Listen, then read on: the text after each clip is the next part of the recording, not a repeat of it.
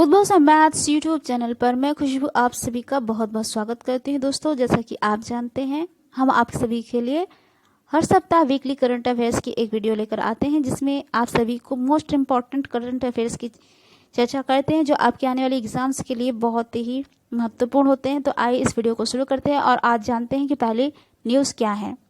तो भारत भाग्य विधाता उत्सव का आयोजन कहाँ हुआ था? तो नई दिल्ली में हुआ था। ये 10 दिवसीय लाल किला महोत्सव जो है शुरू किया गया है। केंद्रीय महिला एवं बाल विकास मंत्री स्मृति ईरानी ने इस महोत्सव का उद्घाटन किया था।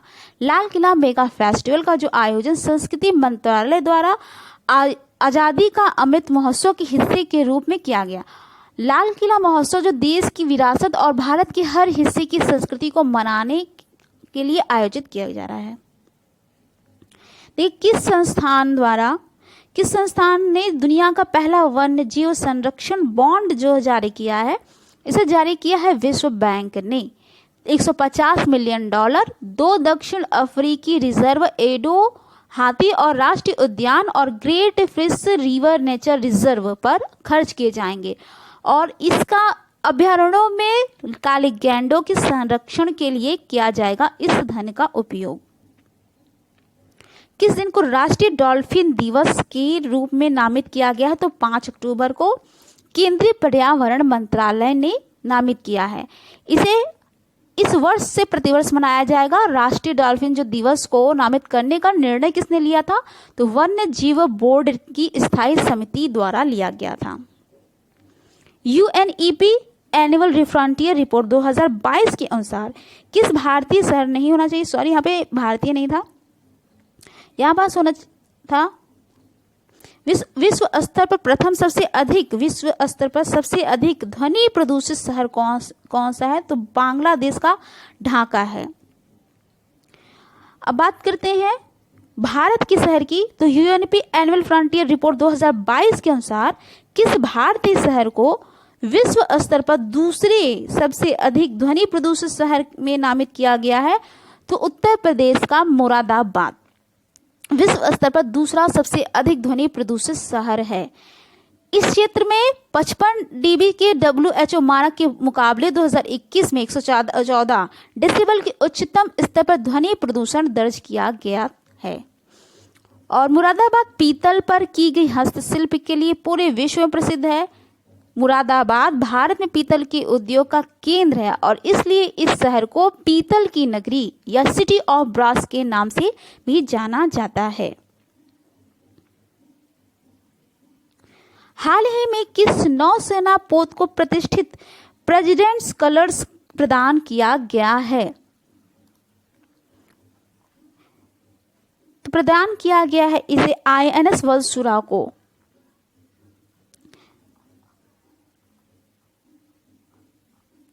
ये राष्ट्रपति रामनाथ कोविंद जी के द्वारा इसे प्रदान किया गया था। द्वितीय विश्व युद्ध के दौरान रॉयल इंडियन नेवी के लिए 1942 में एडवांस्ड टॉर्पीडो प्रशिक्षण सुविधा बनाई गई थी। भारत के गणतंत्र बनने के बाद 1 जुलाई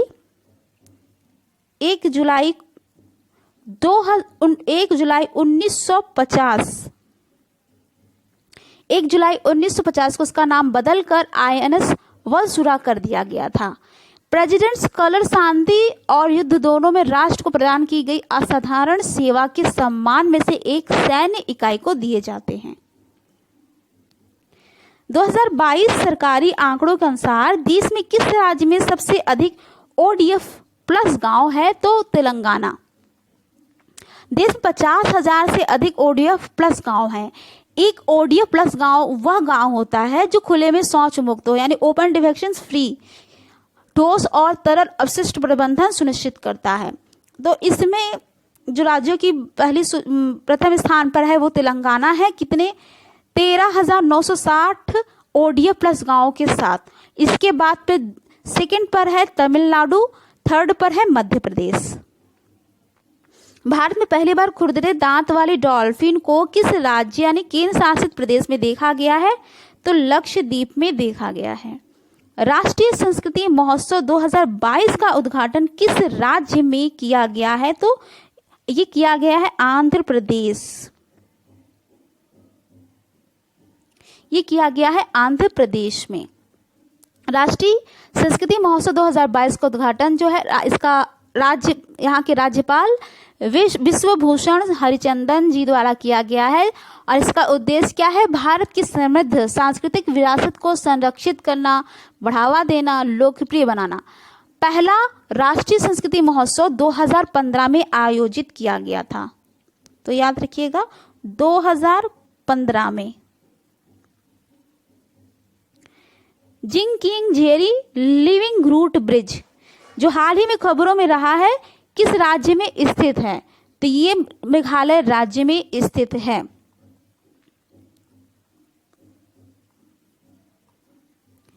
ये यूनेस्को की विश्व धरोहर स्थल की अस्थायी सूची में शामिल किया गया है।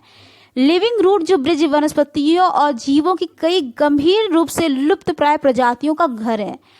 मेघालय के स्वदेशी लोगों द्वारा नदी के दोनों किनारों पर लगाए गए फिकस के पेड़ों की जीवित जड़ों को उपयोग करके बनाए गए थे। नीति आयोग ने किस संस्थान के साथ मिलकर इंडियन एग्रीकल्चर टुवर्ड्स 2030 पुस्तक का विमोचन किया है? तो FAO the food and agriculture organisation के साथ। इसका शीर्षक क्या है? भारतीय कृषि की ओर 2030, किसानों की आय बढ़ाने के लिए मार्ग, पोषण सुरक्षा और सतत खाद्य और कृषि प्रणाली। The food and agriculture organization का जो मुख्यालय वो इटली में स्थित है। हाल ही में सुर्खियों में रहा सरिस्का टाइगर रिजर्व किस राज्य में स्थित है? तो ये राजस्थान के अलवर जिले में स्थित है। क्यों चर्चा में है? यहाँ पास भीषण आग लगी थी, वायुसेना के हेलीकॉप्टरों के द्वारा आग को बुझाने के काम किया जा रहा था। और सरिस्का टाइगर रिजर्व में कुल 27 बाघ हैं। अभी तक इस आग का पता कैसे लगी ये अभी तक पता नहीं चला। जल शक्ति अभियान कैच द रेन अभियान पहली बार किस वर्ष शुरू किया गया था? तो ये 2021 में शुरू किया गया था। तीसरा राष्ट्रीय जल पुरस्कार जो प्रदान किया गया है नई दिल्ली में, जल शक्ति अभियान कैच द रेन अभियान 2022 की शुरुआत की गई है। 2019 में जल शक्ति अभियान शुरू किया गया था। उसी साल जल जीवन मिशन भी शुरू किया गया था। 22 मार्च 2021 को विश्व जल दिवस पर जल शक्ति अभियान कैच द रेन अभियान शुरू किया गया था ताकि नागरिकों से पानी के संरक्षण का आग्रह किया जा सके। किस भारतीय अभिनेता को अबू धाबी के यस आइलैंड का ब्रांड एम्बेसडर बनाया गया है? तो रणवीर सिंह को।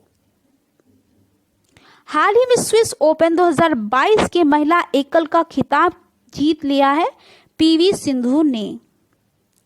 28 मार्च 2022 को लगातार दूसरी बार गोवा के मुख्यमंत्री पद की शपथ ली है प्रमोद सावंत जी ने। नीति आयोग के निर्यात तत्परता सूचकांक 2021 में जो राज्य पहले स्थान पर है वो है गुजरात। संयुक्त राष्ट्र ने वित्त वर्ष 2021-2022 के लिए भारत की विकसित दर जितने फीसदी रहने का अनुमान लगाया है वो है 4.6%। भारत की किस महिला अर्थशास्त्री को UN उच्च स्तरीय बोर्ड में शामिल किया गया है? जयति घोष जी को। भारत में नेपाल के नए राजदूत के रूप में जिसे नियुक्त किया गया है शंकर प्रसाद शर्मा जी को। गिलबर्ट F हैंगबो को हाल में जिस संगठन के लिए 11वें महानिदेशक के रूप में चुना गया है तो अंतरराष्ट्रीय श्रम संगठन के रूप में। हाल ही में असम और जिस राज्य के बीच 50 सालों से जारी सीमा विवाद सुलझ गया है तो वो है मेघालय। राजस्थान दिवस जिस दिन मनाया जाता है 30 मार्च को। 30 मार्च 1949 को यह अस्तित्व में आया था। विश्व थिएटर दिवस जिस दिन मनाया जाता है 27 मार्च को। पहली बार मानव रक्त में माइक्रोप्लास्टिक नामक प्लास्टिक के छोटे कणों का पता चला है। इसका पता नीदरलैंड के शोधकर्ताओं ने लगाया है। हाल ही में जिस देश ने अंतरिक्ष में रूस और चीन के बढ़ते प्रभाव का मुकाबला करने हेतु एक नई डिफेंस स्पेस कमांड एजेंसी की स्थापना की घोषणा की है तो वो है ऑस्ट्रेलिया। हाल ही में केंद्रीय कर्मियों और पेंशन भोगियों को महंगाई भत्ता यानी डीए में जितने प्रतिशत वृद्धि की मंजूरी दी है तो 3%। Infrastructure leasing and finance limited के अध्यक्ष के रूप में किसे नियुक्त किया गया है तो CS राजन जी को नियुक्त किया गया है। मैडेलिन अल्ब्राइट पहली महिला विदेश मंत्री का 84 साल की उम्र में निधन हो गया। ये किस देश से हैं तो ये अमेरिका से संबंधित हैं। Duff and Phelps celebrity brand valuation report 2021 में शीर्ष पर कौन रहे हैं तो विराट कोहली थे। तो ये थी आज की वीडियो। आप सभी कैसी लगी आप जरूर बताइएगा। वीडियो को लाइक कीजिए, शेयर कीजिए और चैनल को सब्सक्राइब करना बिल्कुल भी ना भूलिएगा। Thanks for watching. जय हिंद, जय भारत।